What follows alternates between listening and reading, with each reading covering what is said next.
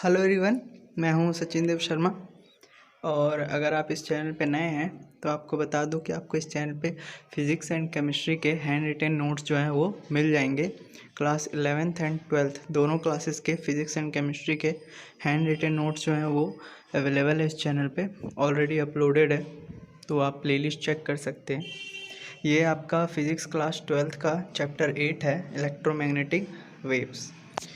तो इसमें पहले है डिस्प्लेसमेंट करंट। तो the current which comes into play in the region in which the electric field and the electric flux is changing with time.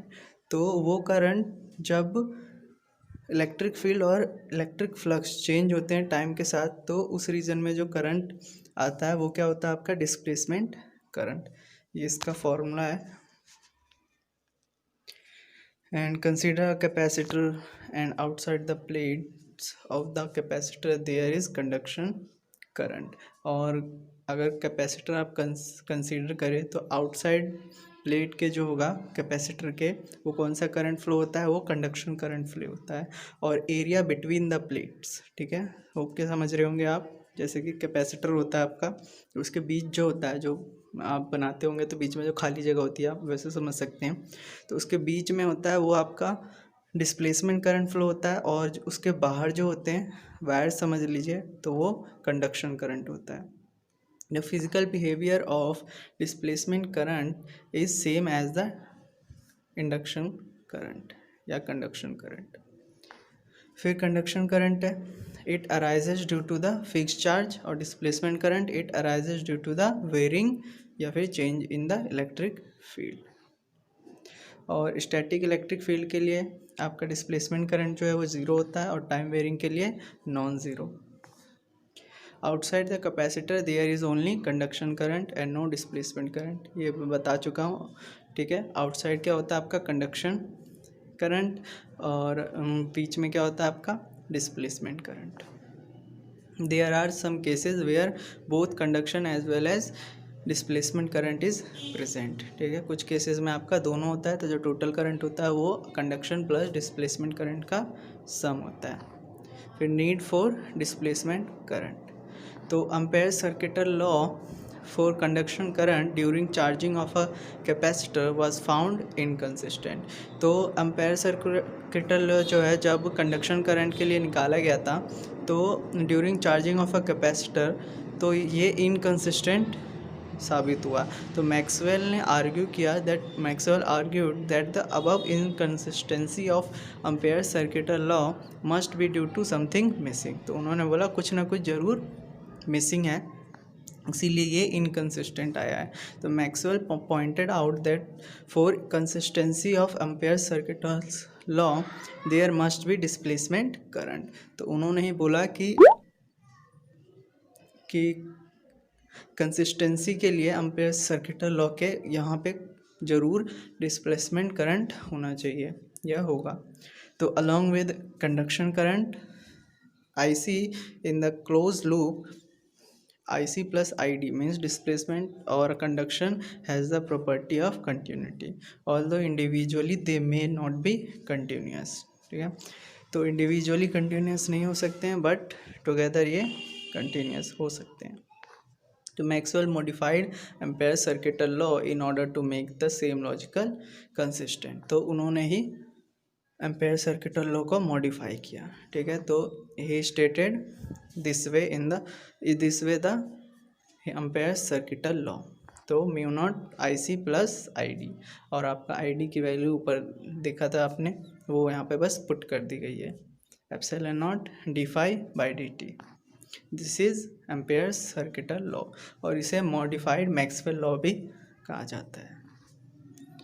फिर आपका displacement current produces in space due to change of electric flux linked with the surface. This reveals that varying electric field in the source of magnetic field. तो displacement current जो है वो space में produce होता है क्योंकि change in electric flux से। और इसी ने बताया कि वेरिंग इलेक्ट्रिक फील्ड जो है वो मैग्नेटिक फील्ड का भी सोर्स होता है। Time varying electric field generates magnetic field given by Ampere's Maxwell law. Time varying magnetic field जो है वो इलेक्ट्रिक फील्ड आपका जनरेट करता है वो किसने दिया था, फैराडे लेंज लॉ में। तो मैग्नेटिक फील्ड और इलेक्ट्रिक फील्ड दोनों जो है एक दूसरे को जनरेट करती है। उसके बाद है आपका Maxwell equation of EM waves. तो Maxwell's equation describe how an electric field can generate a magnetic field and vice versa. ठीक है, तो ये आपका दिखाता है कि कैसे आपका इलेक्ट्रिक फील्ड जो है वो जनरेट करता है मैग्नेटिक फील्ड और मैग्नेटिक फील्ड जो जनरेट करता है electric field. These equations describes the relationship and behaviour of electric and magnetic field. तो यहाँ पे 4 मैक्सवेल्स इक्वेशन है विच आर एक्सप्लेन बिलो। पहला होता है आपका गॉस लॉ इन इलेक्ट्रोस्टैटिक। तो ये डिस्क्राइब करता है आपका surface integral of electric field or the electric lines of force do not form continuous closed path such that electric line of force starts from some positive charge and ends at some other negative charge। तो ये आपने पढ़ा ही होगा कि ये आपका continuous close loop नहीं बनाते हैं। फिर है आपका गॉसेस लॉ इन मैग्नेटिज्म। तो ये डिस्क्राइब करता है surface integral of magnetic field. Magnetic lines of force always form close path. तो ये हमेशा क्लोज पाथ फॉर्म करते हैं। देन उसके बाद है आपका Faraday's law of electromagnetic induction. तो ये आपका है describes the line integral of electric field. Then fourth है आपका मॉडिफाइड एम्पेयर सर्किटल लॉ जिसे मैक्सवेल एम्पेयर लॉ भी कहते हैं।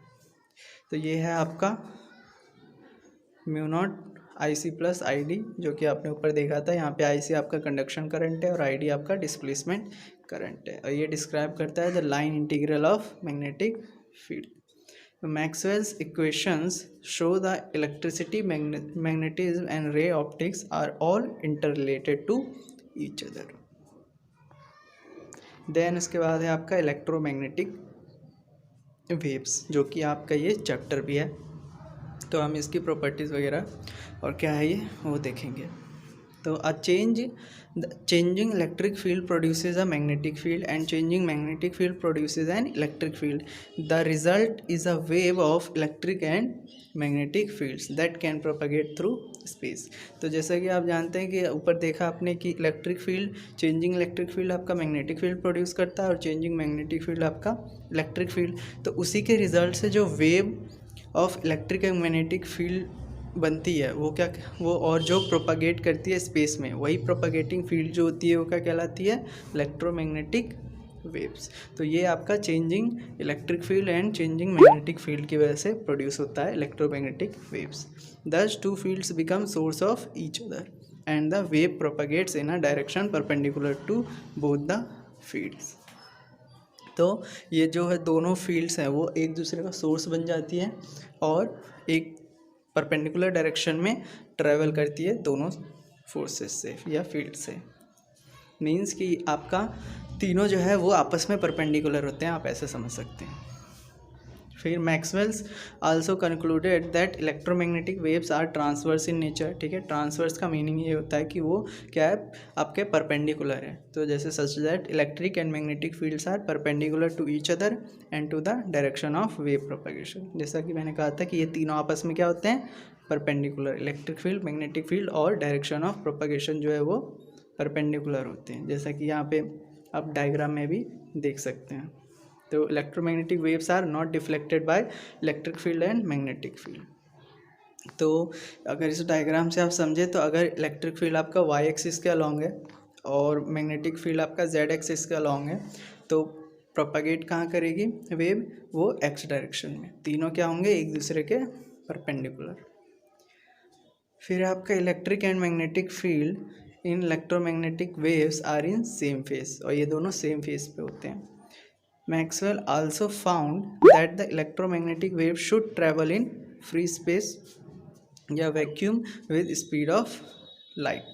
तो स्पीड ऑफ लाइट जो है उसकी स्पीड से ही इलेक्ट्रोमैग्नेटिक वेव जो है वो वैक्यूम में या फ्री स्पेस में ट्रैवल करती है, जो कि होता है आपका 3 × 10⁸ मीटर पर सेकेंड। और ये इसका फॉर्मूला है, यहाँ पे सब लिखा है। म्यू नॉट आपका परमिएबिलिटी होता है, एप्सिलॉन नॉट आपका परमिटिविटी, सी आपका velocity of light and E naught and V naught क्या है आपका पीक वैल्यूज़। फिर है आपका अगर वेलोसिटी या वेव इन अ मीडियम किसी अदर मीडियम में हो अदर देन वैक्यूम, तो ये आपका वेलोसिटी का फॉर्मूला होगा, जो कि आप जानते हैं रिलेटिव परमिटिविटी से आप निकाल सकते हैं।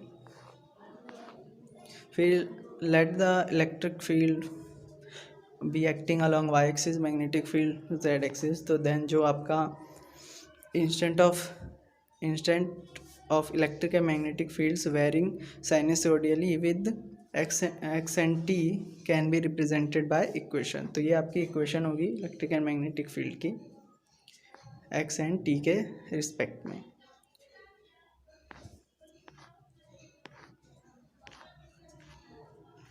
फिर आपका ये एग्जांपल है, एनसीईआरटी का सॉल्व एग्जांपल है, तो आप ये देख लेना आपका क्वेश्चन और बिल्कुल अच्छे से इसे सॉल्व किया हुआ है।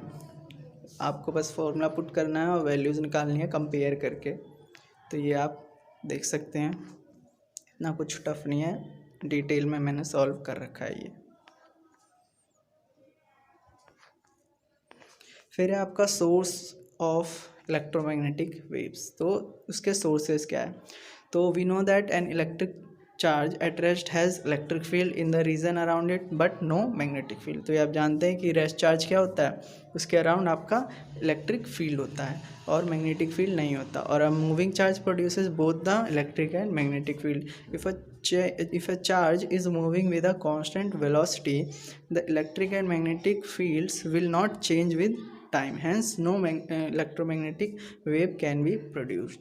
तो अगर कोई चार्ज जो है वो कांस्टेंट वेलोसिटी से मूव कर रहा है, तो उसमें ना तो इलेक्ट्रिक या मैग्नेटिक फील्ड चेंज होगा विद टाइम के साथ, इसीलिए वहाँ पे क्या होगा, इलेक्ट्रोमैग्नेटिक वेव जो है वो जनरेट नहीं होगी। क्योंकि आप जानते हैं कि सोर्स क्या है इलेक्ट्रोमैग्नेटिक वेव्स का, चेंजिंग इलेक्ट्रिक और magnetic field. But if charge is accelerated both the magnetic field and electric field will change, जैसा कि कहा मैंने, with space and time, it then produces electromagnetic waves. तो अगर चार्ज एक्सेलरेट कर रही है तभी वो इलेक्ट्रोमैग्नेटिक वेव्स को प्रोड्यूस करेंगी।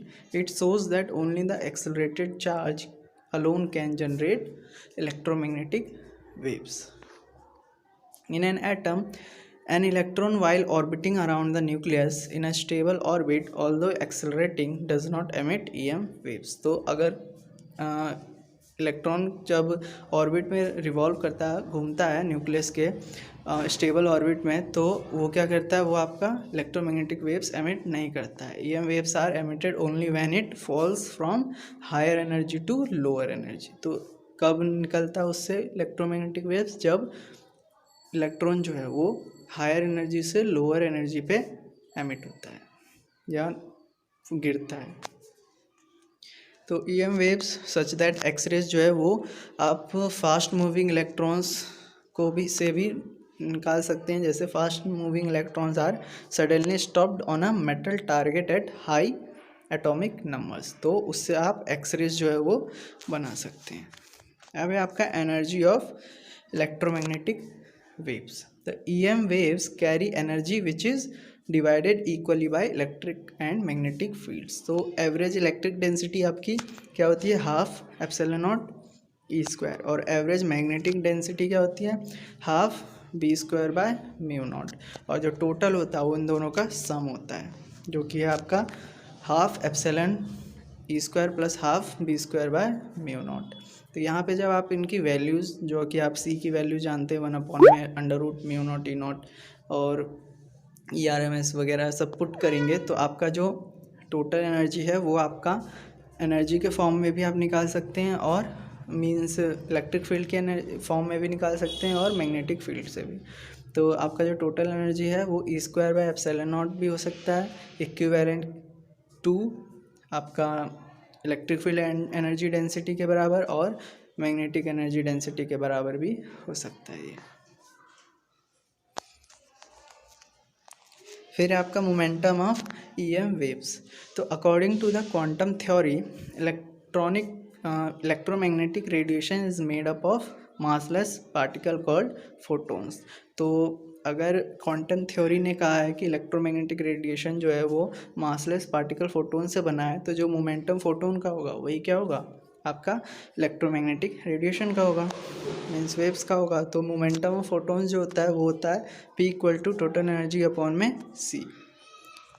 तो these electromagnetic waves carry energy and momentum. तो ये अगर आपसे कोई पूछता है कि क्या रीज़न है कि मोमेंटम होता है, तो उसमें भी आप ये जो है आप लिख सकते हैं कि आपका क्वांटम थ्योरी के अकॉर्डिंग क्या है, इलेक्ट्रोमैग्नेटिक रेडिएशन जो है वो किससे बना है, फोटोन से, और फोटोन का मोमेंटम होता है, इसीलिए इलेक्ट्रोमैग्नेटिक वेव्स का भी मोमेंटम होता है।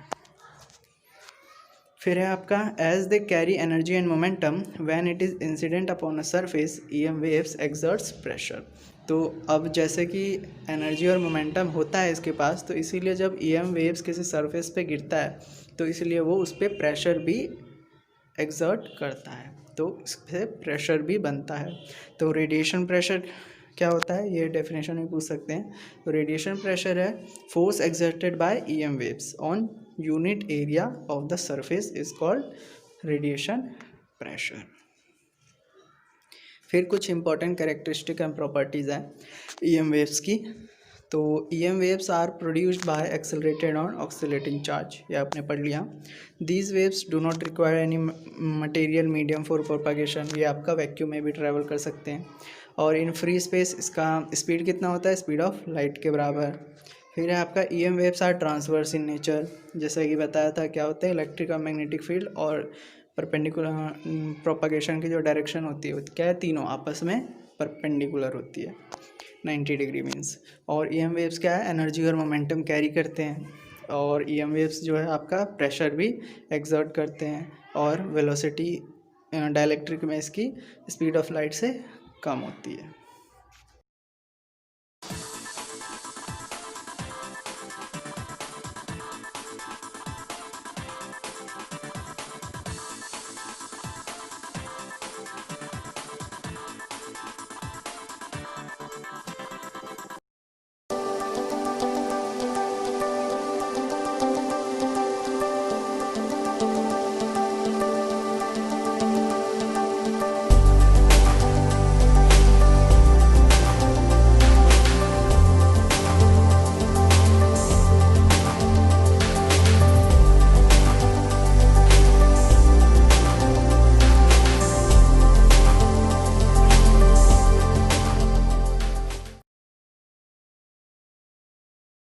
तो electromagnetic spectrum is classification of EM waves according to their frequency और वेवलेंथ। तो इलेक्ट्रोमैग्नेटिक स्पेक्ट्रम जो है वो इलेक्ट्रोमैग्नेटिक वेव्स का जो है वो क्लासिफिकेशन है, या तो अकॉर्डिंग टू फ्रीक्वेंसी या वेवलेंथ। मीन्स हम एक वे में इलेक्ट्रोमैग्नेटिक वेव्स जो है वो पढ़ेंगे, ठीक है। तो द सिस्टमैटिक, इसकी अदर डेफिनेशन की बात करें तो the systematic sequential distribution of electromagnetic waves in ascending और डिसेंडिंग ऑर्डर ऑफ फ्रीक्वेंसी और wavelength is known as electromagnetic spectrum.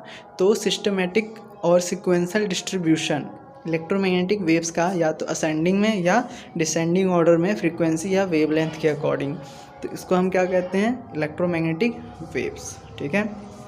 Okay, आप समझ रहे होंगे। तो different types of EM waves होते हैं, ठीक है। आपके 7 तरह के हैं, डिफरेंट टाइप्स के होते हैं, इसमें 7 हैं।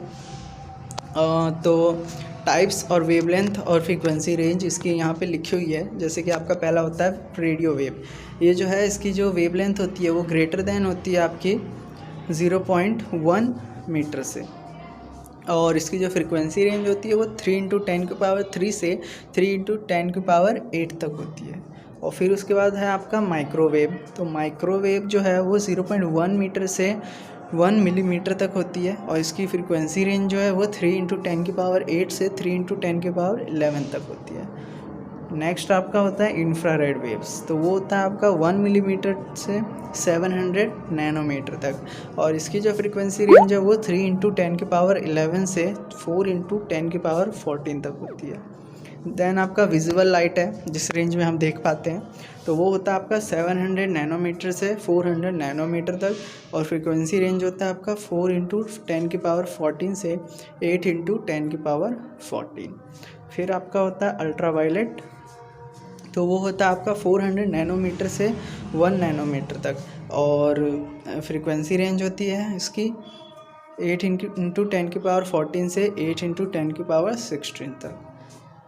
एक्सरेज तो वो होता है आपका 1 नैनोमीटर से 10⁻³ नैनोमीटर, और फ्रीक्वेंसी रेंज है आपका 1 इंटू 10⁻16 से 3 इंटू 10⁻21 तक।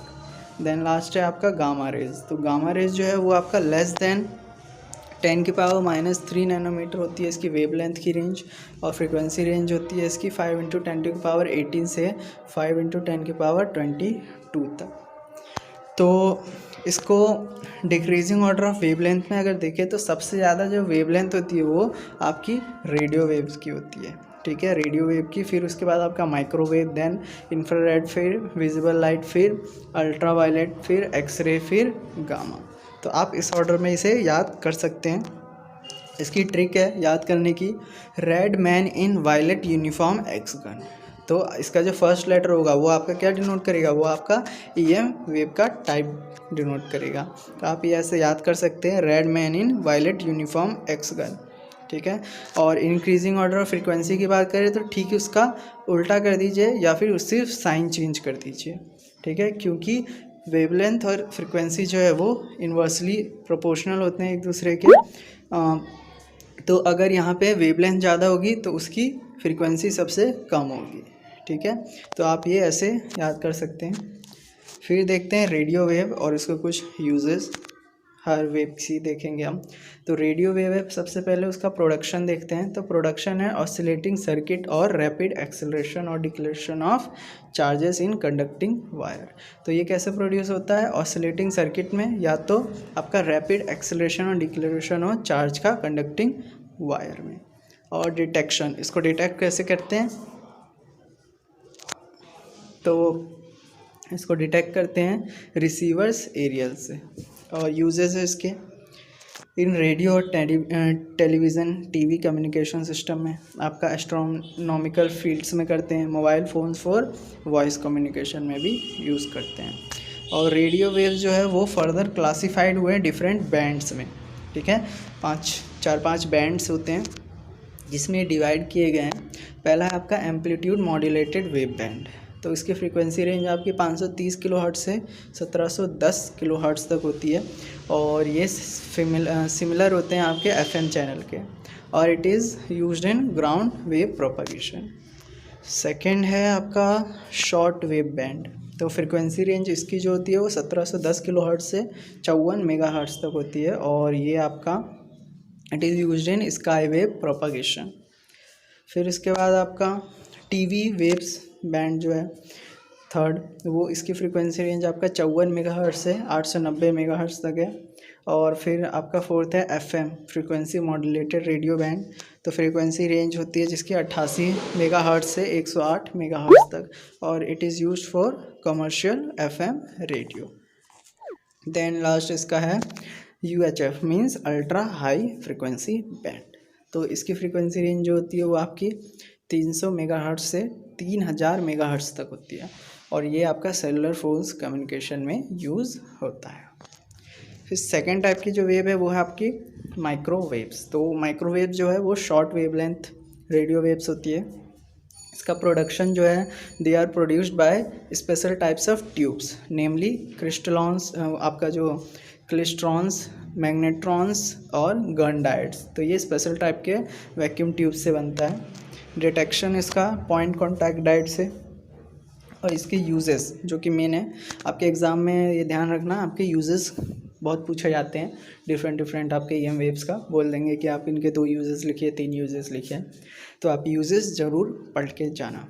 तो यूजेस है कि इन रडार जो होता है आपका रेडियो डिटेक्शन रेंजिंग, उसमें आपका काम आता है system for aircraft navigation, weather forecast में भी, और in analysis of molecular and atomic structure, और कुकिंग पर्पस और ड्राई हीटिंग के लिए, और for observing the movement of trains on rails while sitting in microwave operated control system. तो movement train की जो होती है उसकी भी आप ये माइक्रोवेव ऑपरेटेड कंट्रोल रूम में बैठ के देखते हैं।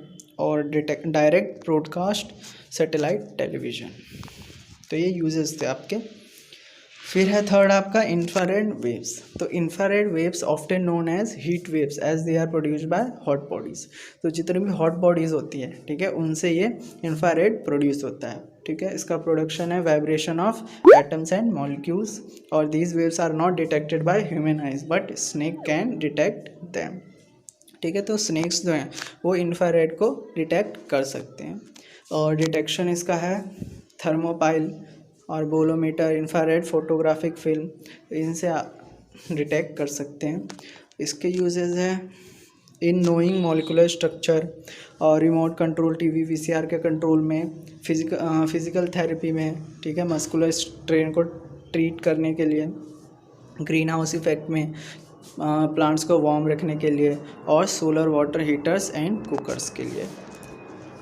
देन है आपका विजिबल लाइट। तो विजिबल लाइट वो रेंज है जहाँ पे हम देख पाते हैं, ठीक है।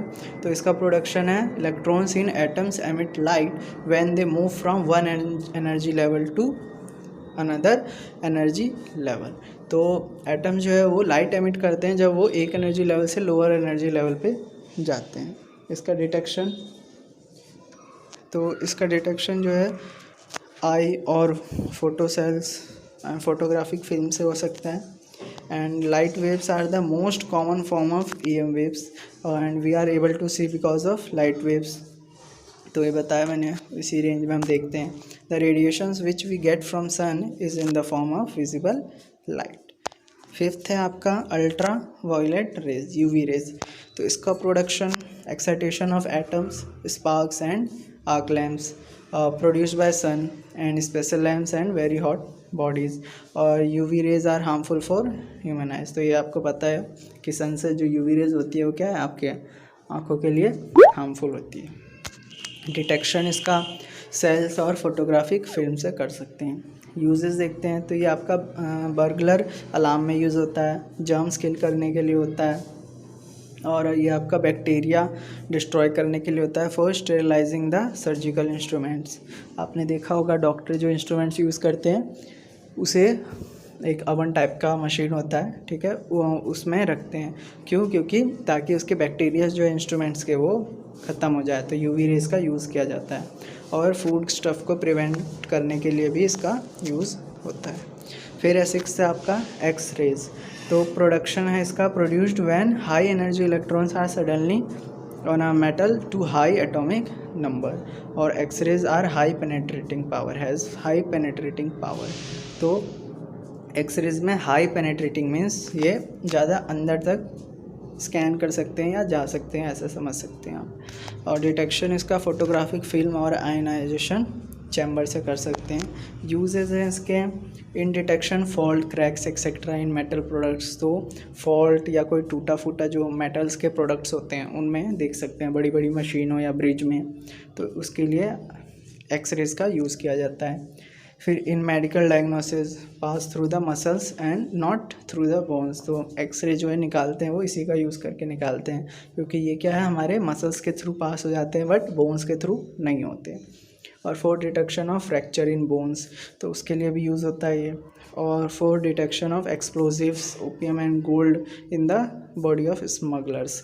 तो अगर स्मगलर्स वगैरह अपने बॉडी के अंदर कुछ छुपा के ले जाते हैं, स्मगल करते हैं, तो उसके लिए भी एक्सरेज का यूज़ किया जाता है डिटेक्ट करने के लिए।